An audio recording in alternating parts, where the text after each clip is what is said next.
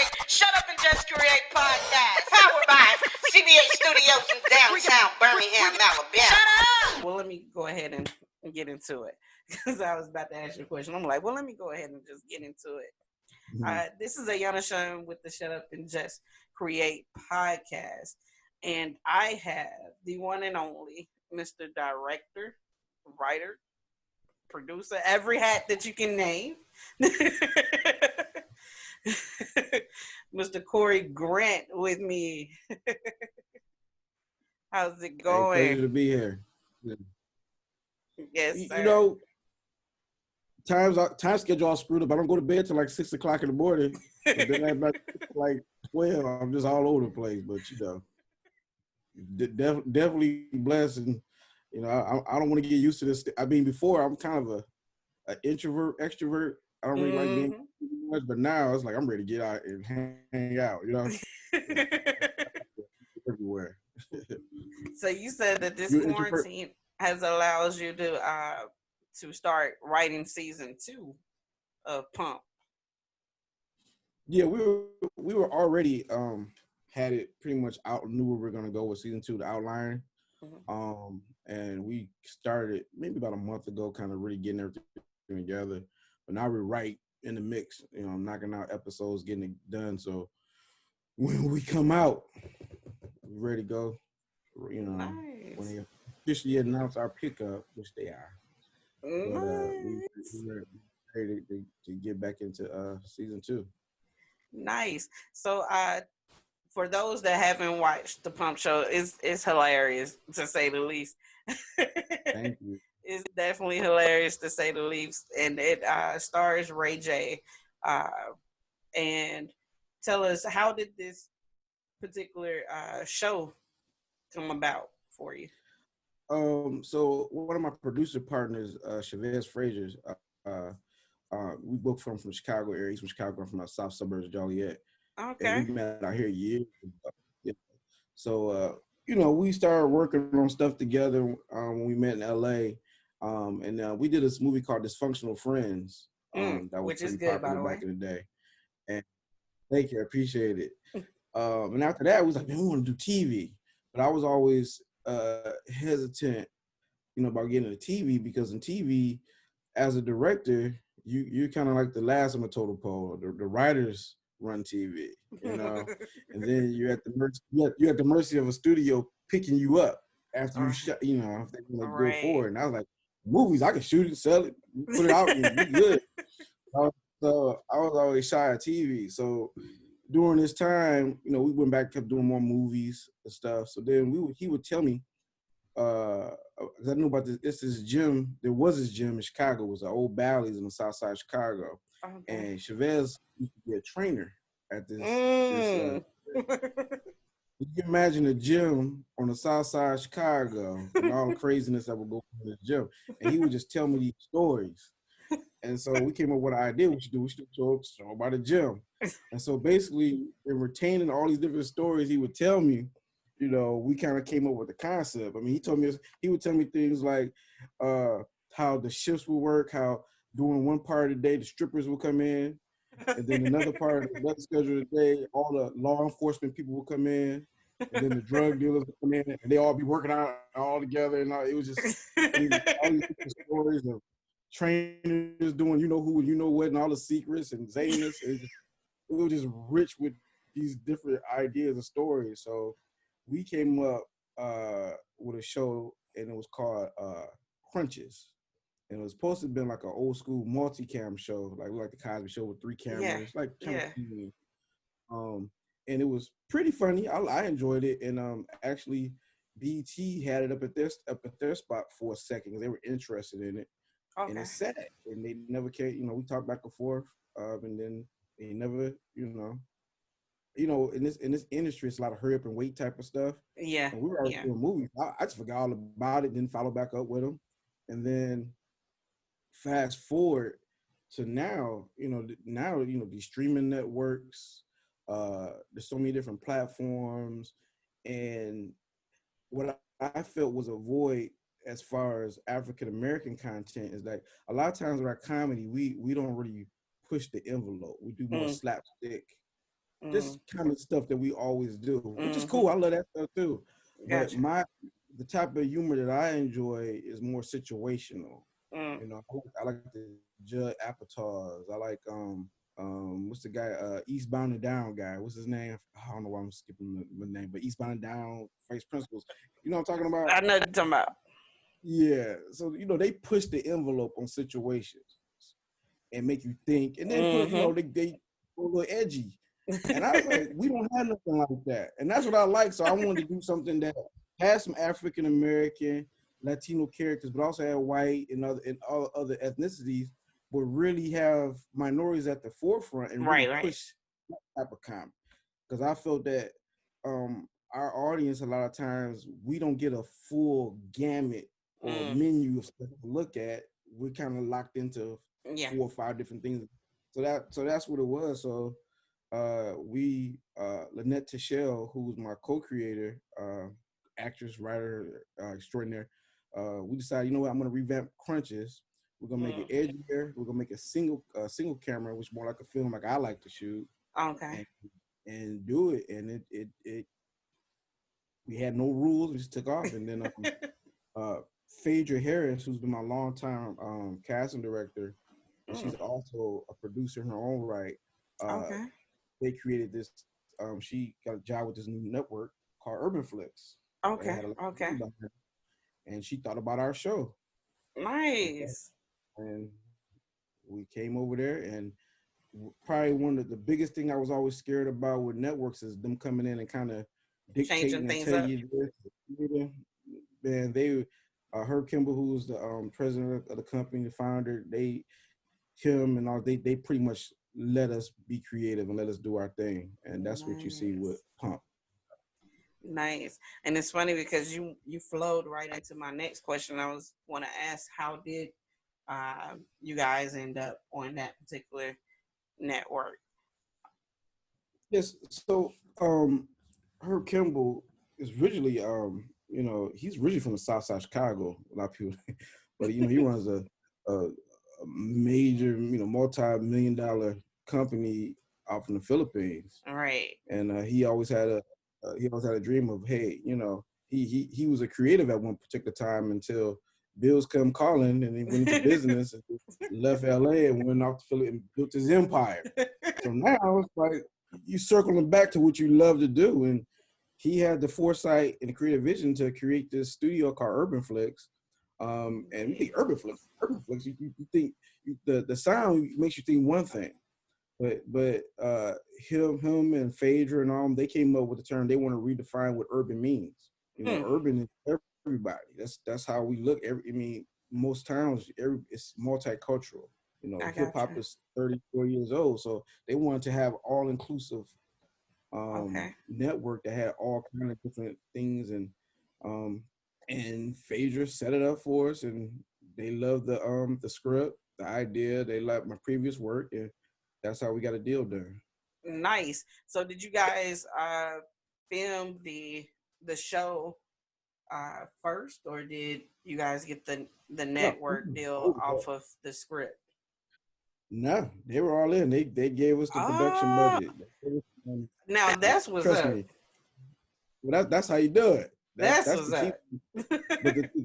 Hey, and trust me, we've done some things where we financed our own stuff, and that's where because you get all the return. But to have a network put that type of money behind us, nice. It changed, all of us, our team's trajectory. I mean, when you can do TV and you can do movies now, right? And like creative, like we are living our best life. We're all happy, and we have a nice team. Our team has known me for years, and we roll together and we're creating. So nice. What did you guys do to film in it? Because I did see some green screen compositing in there. Yeah. Right. Yeah, 100% of it was shot in the actual gym. Okay. I was in Silmar, right inside LA. Okay. The compositing, all the special effects stuff we did after the fact. Okay. Like we did a little bit of wiping in some areas. Mm-hmm. But we shot in an actual gym that was actually open while we were shooting. It was like a 3-level gym. So Nice. we would take over floors on different days of the week to shoot. What? Yeah, originally it was supposed to be on a stage, and we were gonna build it up and on a sound stage, Okay. and we had designs. We were right in the middle of it, and then Herb came back into the States and sat down with us. And it's great when you have an executive who's also a creative. Mm. And he looked at how we were going to build it. And he was like, "Don't you want to get a little bit more space and build?" I said, "Yeah, but and the budget was nice, but it wasn't nice to go rent out shut down a whole fitness gym." He said, "Well, guess what? We're going to get a gym," and he signed off, gave us the money, Nice. and we went on location, which I like. I like to be on location, Right. Right. and I think it shows in the show. It shows a lot in the show. Nice. So, tell us how did you, because it was created, written, all these credits that I saw the name Mr. Corey Grant on. How did you end up, or how did you guys end up linking with those that you chose for the roles, as far as with like having Ray J starring and things of that nature? Well, first, Lynette was an actress first, and then I saw she could write, and then over the years she developed as a great writer. So she was always going to play the Tamika role. It was in her, that little edgy, she's hilariously funny. But and originally we had a whole nother cast from years ago when it was like a multi-cam show. But when it went the way it did, we had to kind of revamp. So we had an open casting call. I went out to all the agencies. Everybody submitted. And that's how we found. Then McKinley Freeman, we had worked with on another movie called Illicit previously. And so he was on board coming on and producing as well with us. So those two slots were already set up. Okay. From then we had to go and find everybody else. So then Christian Villalobos Torres, he was in this. I did this movie a couple years ago that he played a villain in. I won't say the name of the movie, but he played this villain. He was just so like intense, and I thought he would be come in and read for Maxwell. Okay. And if you know the Maxwell character, it's one extreme to another. And he told me what he thought. I said, "Hey man, feel free, just show me your spin on it." And he came in and killed it. So he was cast. Jennifer Freeman, who from My Wife and Kids, I've seen for years, I've always been a fan of. She Phaedra, our producer and casting director, she said, "Hey, you should look at Jennifer Freeman. We should bring her in." And I was like, "Oh, okay. Let me see," because she's so sweet and nice. Yeah. And Yeah. But that's actually what the character was. And she came in and read, and we thought, okay, she's great. And then the Howard character was originally supposed to be more traditional comedic, a little heavy set. Okay. That's how we originally was casting. But then Rhetoric Williams came in. And, he's leading soap operas, chisel. And he said, he was going to read for Shine. I didn't feel he was right for Shine, but I was like, let's see what he does with Howard. And he did. I don't think he got it at first. Like, I'm not fat. I'm not this. I'm not this character. But I was like, no, just play it straight. And he played it straight like I like it. And the situations made him playing it straight. Killed it. Right. I was like, I was watching the episode, and I just kept being like, why is he so secretive? And then realizing why he's so secretive, I was like, oh, okay. He's based off like my partner Chavez. He would tell about this trader. They never did what they tell everybody else to do. The Trishas, they didn't do it. So it was just like, it's just hilarious to me. So that's how. Sorry about that. That's how they go with that. So then at that point, we didn't have our Serenity yet, but we didn't understand. We couldn't find our lead for Shine, and originally it was supposed to have been another actor who I worked with years ago, But you know, they sometimes actors play the agent game. He never called me, Uh, uh, and he put the scope of what it was. I said, okay, that was my sign. Like, it ain't for him. mm-hmm. And he kept thinking, and so then it got even better when my first AD and another producer, my Big Riff's my AD. He came on to the music video world and hip hop. He's crazy. He said, "What about Ray J?" And I was like, "Ray J, Ray J." And we kept talking about it. And Ray J came in studio, took a meeting with us. Phaedra called up his mom, his manager, Mm-hmm. and she came on down, and we sat. And we talked for like a couple hours with us a producer, and he was like, "Just hey, I want to do this. I'm interested. I'm happy." And the thing about Ray J is, everybody loves Ray J. Ray J can do the most wildest, say the craziest stuff, but you still like him. It's likable. No matter what he does, you just still like him. And the people that hate him, they love to hate him, but they like him too. Right. He came in, and then I came back, and he read with Jennifer and killed it. And then he was on. And then we had a hard time nailing the Serenity character, the yoga instructor, who's played by Cynthia Rodriguez. Yeah. I worked with years ago too. And we found her through a referral from another studio exec, and she came in. And she's hilarious as well. So she's crazy. And the funny thing is, she didn't get cast until a couple days before we were about to shoot. We had tried some other actors that were great actresses, but they just didn't give what was needed. It didn't fit right.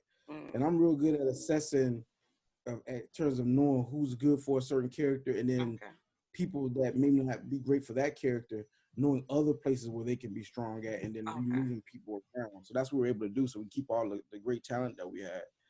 And then that's how the main, and then Michael Jai White, of course, came on board to play Eric. And then that's how we rounded out our cast, our main cast. Mm-hmm. So basically, I think what I'm hearing from out of this that actually stuck and resonated with me for those that will end up tuning into this podcast is that no matter what, don't lose hope, don't give up, because like you stated, old girl didn't come on until 2 days before the project. Mm-hmm. So I mean, you just never know. You just never know. I tell actors all the time, and I've been out in LA since 2004 for a while, and I've seen a lot of people go from being on couches to being starred on TV, and I mean that. I can name about 8 people that I'm friends with, tight with, that are doing on a major level, both in front of the camera and behind the camera. But particular actors, I always tell them, when you, like, a lot of times you get discouraged because most of the stuff you go out for, you're not going to book. Mm-hmm. That's the law of averages. But what they have to understand is, like, when you go into a room, you have to book that room. You leave an impression. Mm-hmm. Sometimes when you go in to read for certain roles, that role's already been cast, mm-hmm. or there's a lead character who's a quote unquote name that brings the financial part mm-hmm. of it, and then that person said, "Hey, I'll give you this person for this amount of money, but you got to cast somebody else from my agency." Right. The role that's supposed to go to somebody has to go to somebody else, in the politics of it. Mm-hmm. So there's a lot of things that going to have nothing to do with your talent. So you guys got to stay in it. If you know, and do the work. Eventually, your time is going to come. And I've seen it. I'm not going, and I can name some people right now that I'm so happy for right now, but I'm not going to put them out there. But I remember I would get calls, people just discouraged or upset. And I don't know, we've all been through that. Right. What I will say is, all the people that I came up with or met when I first come up, when we came through the ranks in front of camera behind, that had all these sad stories, and we just all struggling, trying to figure out how we gonna do whatever. Mm-hmm. All the ones that stuck it out and stayed are all doing it nice now, all doing well now. It's just time, and you got to believe it. It doesn't come overnight.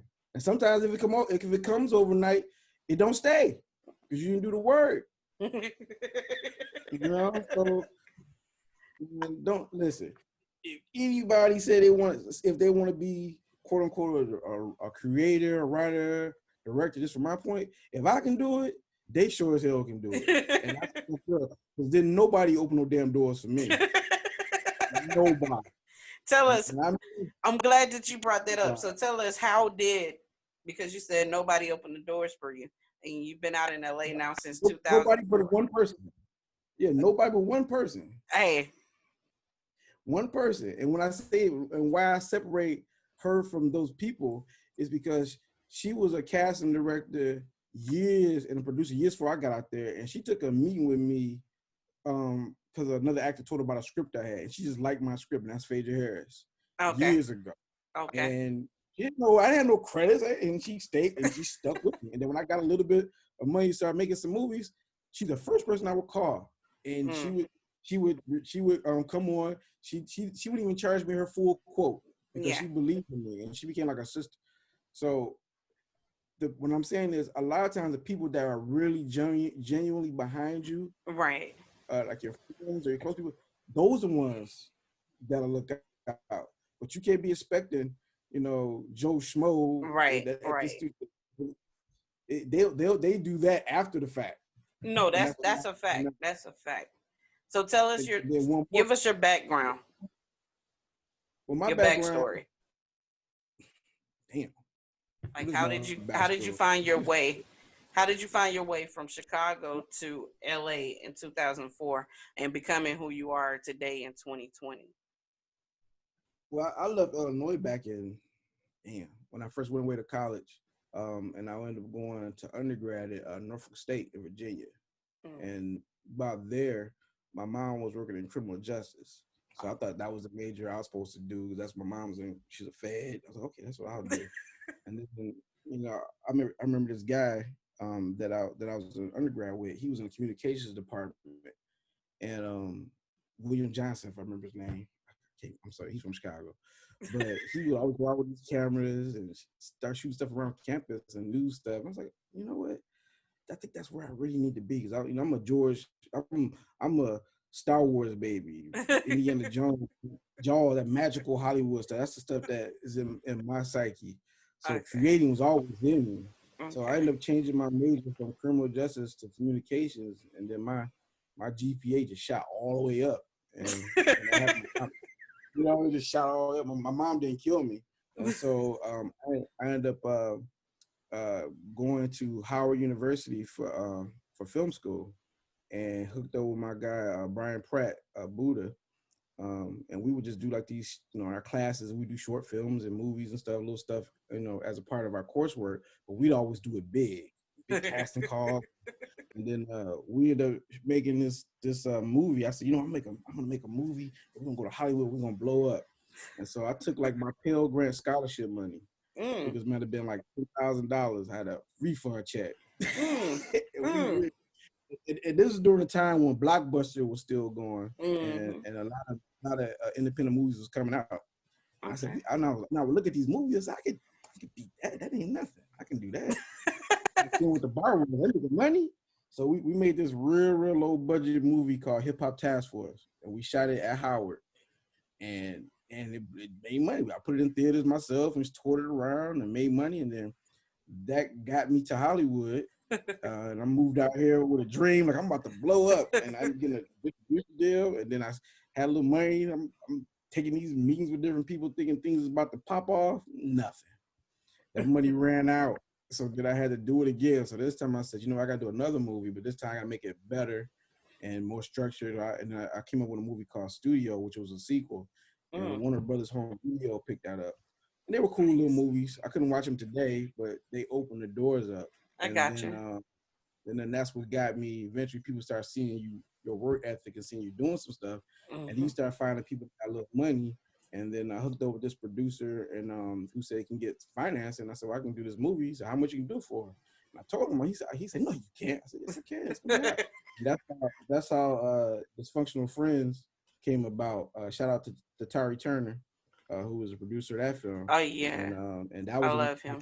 And that movie ran forever. It ran forever. I a certain amount of money that I didn't get. I love I love that movie. I definitely love that movie. And I'm a huge fan of Atari as well. Just from one filmmaker to another, content creator from another, things of Mm-hmm. that nature.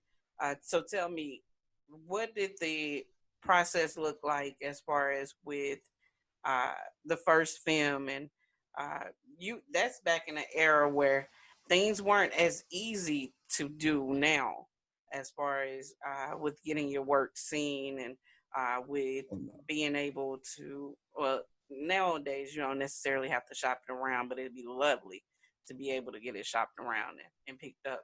So Right. tell us, how did it look as far as with taking that particular project back then and being able to take it to a theater and sell and things of that nature. During that time, like you said, it was a hard landscape, and my gift that I had was I knew how to shoot things and make it look bigger than what it was. Mm, Um, and and this is when the time when Atari was first starting to get into producing, okay. and so when I told him, "Hey, this is the script, this is what it is," and I told him how much I could do it for, he didn't believe me. And then I said, "Real? Yes, well, I can go raise that, you know." And then between his relationships and my relationships, we was Okay. able to we were one of the first films, if not the first film, to stack a cast where it was a Okay. who's who of everybody in it. Now Okay. everybody does that, I and got the, you. and the reason being was, you know, you get that many people, everybody want to see it, and then from Datari's point of view, he was on the wavelength that, um, you know, I want to look 20 years from now, and everybody that's in this film, they can look back and say they were a legend. And like we even Nice. had Meghan Markle, we even had Meghan Markle in the movie, Queen of Nice. the princess from England, legend. Nice. It Nice. was like a who's who of everybody's, but we crammed it. But I was able, like when you do that, these people are trusting you with their image, you know, their Right. family, whatever. But because I knew filmmaking, I knew editing, I knew composition, I knew story, I know how to move at a fast rate, so it didn't take us long to shoot it. So it was Nice. nothing different to come out for a few days and them come out for a few days. Because I was able to support that type of cast with the quality, the movie did well. But even it did a limited theatrical and did well, and then it got picked up for distribution. But during that time, unless it was coming through, you had a studio connection Right. or was set up. You know, there's a wall up there, Right. and what I always tell people is that, you know, in my experience and then talking to people and learning from different people, that, you know, the Hollywood is built off of new blood. They need new actors. They need new writers and directors, Mm-hmm. but they put a circle and insulate Mm-hmm. themselves. They can't just let everybody come in. So you got to work your way into those circles, and Right. then they embrace you. You know what I Right. mean? I Right. was so fortunate that I was able, after that movie, I did several other movies. I did another movie that went worldwide that did pretty good for me, which is a Mm, horror film called Lost Coast Tapes. mm-hmm. People didn't know a black director and producing team was behind it. This is about film Bigfoot, but it's my most successful film today. It went around, it was crazy. But just to show that I could do everything. So when that time came, they couldn't box me in. But Mm, eventually, people start recognizing me and coming to me, and certain things were being presented. You mm, follow? mm-hmm. And you know, the first thing they try to say to you, they want to box you in, or you can't do the, how'd you do this, or wooty wooty woo, Mm-hmm. or real talk. This is maybe a 2 year, maybe a year ago. This is right before I started. Right before I started. Right, I was still in production on Pump, and Okay. I took a meeting at this major studio for this TV show. It was a production company. I won't say, and everybody knows who these people are, so I'm not gonna say their name. But this is inside stuff that people don't talk about, but I'm gonna tell you. So I took this meeting over at this major studio with this production company. They have like 5 hit shows on. And so I was surprised because the executive that they had me meet was and it was this little white girl Mm-hmm. from, I forgot where she was from, but she only been in LA maybe 4 years. She probably like 20, 24, 25, and she's a exec for the studio. Didn't read no production, and then we're talking because they were talking about they were interested, you know, like they heard about me, want to talk to me about it. So we're talking about you know, directing, and she was like, well, my only concern is that, you know, you come from you know, from a film market, especially independent films, and you know, this is television, which is a little bit different. And so I'm like, different? I said, yeah, you know, it's a little, you know, it's a little risky. I said, let me explain something to you. Shut up! Hey, this is Ayanna Shon with the Shut Up and Just Create. Shut Up and Just Create.